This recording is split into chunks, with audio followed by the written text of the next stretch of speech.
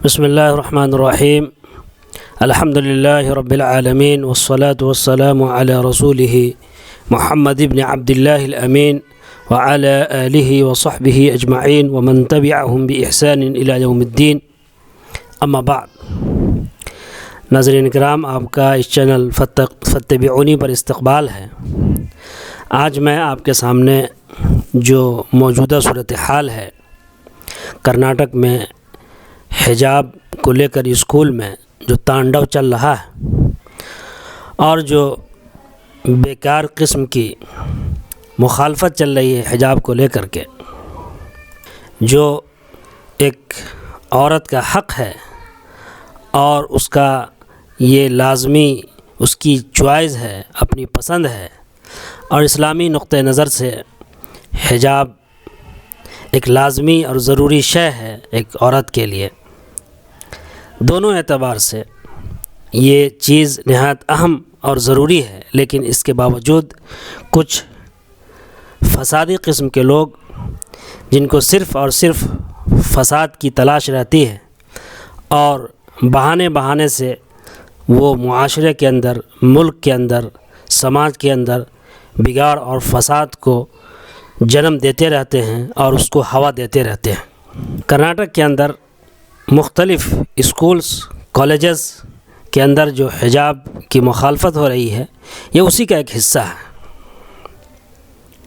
اور یہ اس طرح کی چیز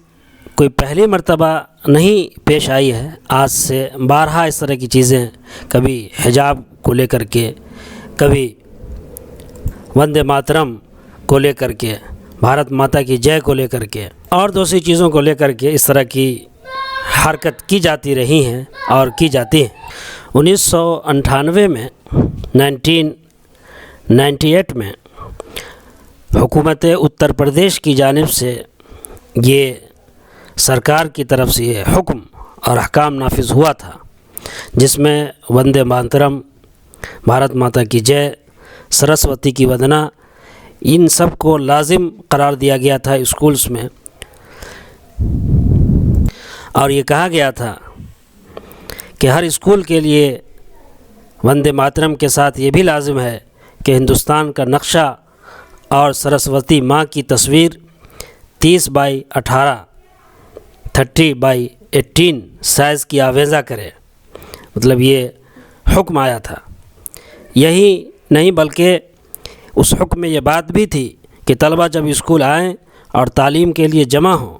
اور جب اسکول سے رخصت ہونے لگے تو یہ دونوں تصویریں ان کے سامنے رکھی جائیں۔ سرسوتی وندنا کے بعد وہ قومی گیت گائیں، طلبہ اسکول چھوڑنے سے پہلے بھارت ماتا کی جے پکاریں۔ یہ سب چیزیں اس میں شامل تھی جو اسلامی نقطہ نظر بلکہ اسلامی عقائد کے لحاظ سے واضح اور طاقتور مشرکانہ گیت ہے۔ اس طرح کے نعرے، اس طرح کا گیت وہ اسلامی نقطہ نظر سے بالکل مشرکانہ ہے اور بالکل ناجائز اور حرام ہے۔ اسے مسلمان کسی بھی قیمت پر نہیں گا سکتا، اور یہ اس طرح کی چیزیں لازم کرنا یا اس کو تعلیم کا حصہ بنانا یہ مداخلت فی الدین ہے۔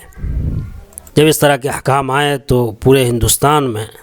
ایک ابال آ گیا اور ہر طرف بے چینی، اضطراب کی فضا جو ہے چلنے لگی، اور اس کی طوفان جو ہے بہنے لگی اور چلنے لگی۔ اس پر بہت سے کانفرنسز، سیمینارز دارالعلوم دیوبند کی طرف سے اس کے خلاف اور اس کے ناجائز ہونے کا فتویٰ جو ہے وہ سنایا گیا اور جو ہے لوگوں کو بتایا گیا۔ 12 نومبر 1998 عیسوی کو دارالعلوم دیوبند کے اجلاس میں جو مدارس عربیہ کے مسائل کے سلسلے میں منعقد کیا گیا تھا، وندے ماترم کے خلاف دارالافتاء دارالعلوم دیوبند کا فتویٰ سنایا گیا۔ دارالعلوم ندوۃ العلماء میں دینی تعلیمی کونسل کے ایک اجلاس میں جو 8 فروری 1998 عیسوی کو منعقد ہوا تھا، اس پر پورا تبصرہ ہوا اور اس کا حقیقت پسندانہ جائزہ لیا گیا اور اس کے بارے میں مسلمانوں کے تأثرات اور اضطراب کا اظہار کیا گیا۔ یہی نہیں، پھر مسلم یونیورسٹی علی گڑھ میں منعقد ہونے والے دینی تعلیمی کونسل کے اجلاس منعقدہ 26-27 اپریل 1998 کے خطبہ صدارت میں اس پر اور وضاحت و تفصیل کے ساتھ تبصرہ کیا گیا۔ اس طرح سے پورے ہندوستان میں اس کے خلاف ایک آواز اٹھی اور اس کی مخالفت کی گئی۔ مولانا نے جو انٹرویو دیا مختلف اخبارات، حضرت مولانا علی میاں ندوی رحمۃ اللہ علیہ نے مختلف ٹی وی چینلز، اخبارات اور رسائل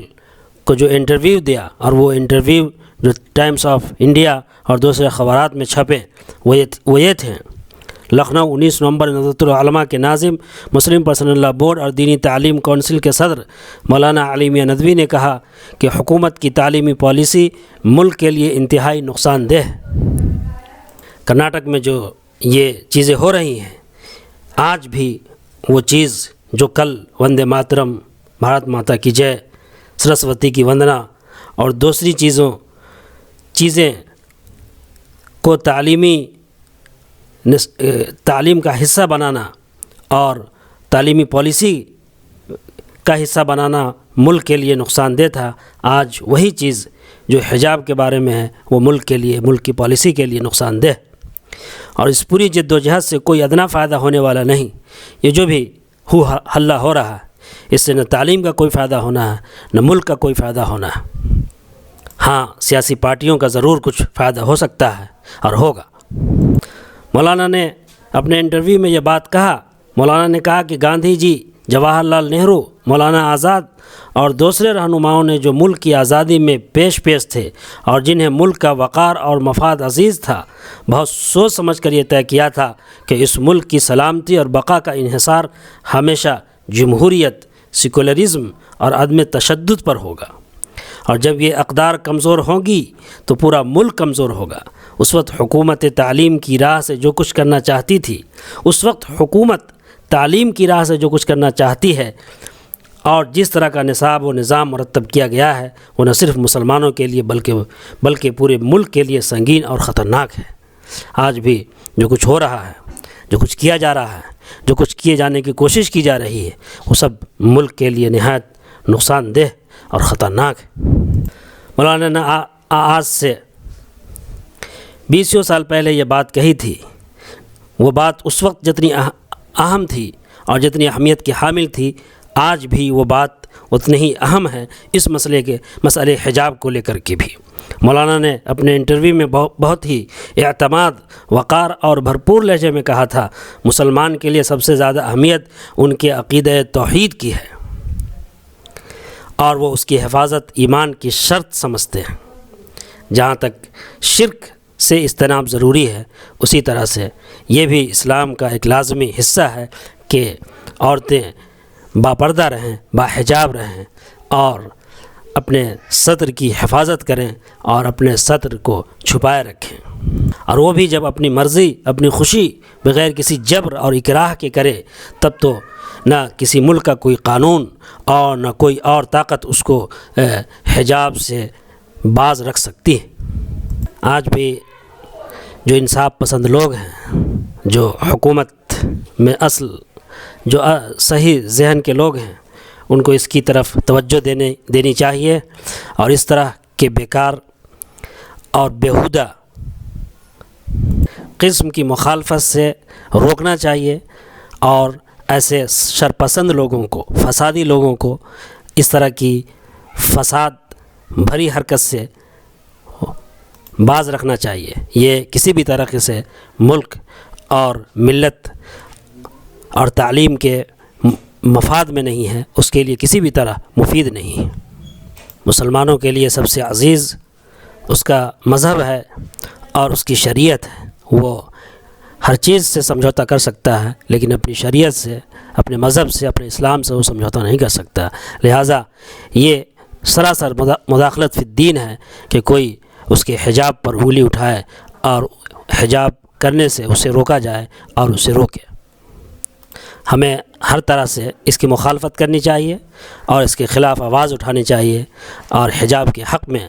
آواز بلند کرنی چاہیے۔ یہ شرعی اور ملکی دونوں جو ہے حق ہے، اس سے کوئی نہیں روک سکتا۔ مع السلامہ، خدا حافظ۔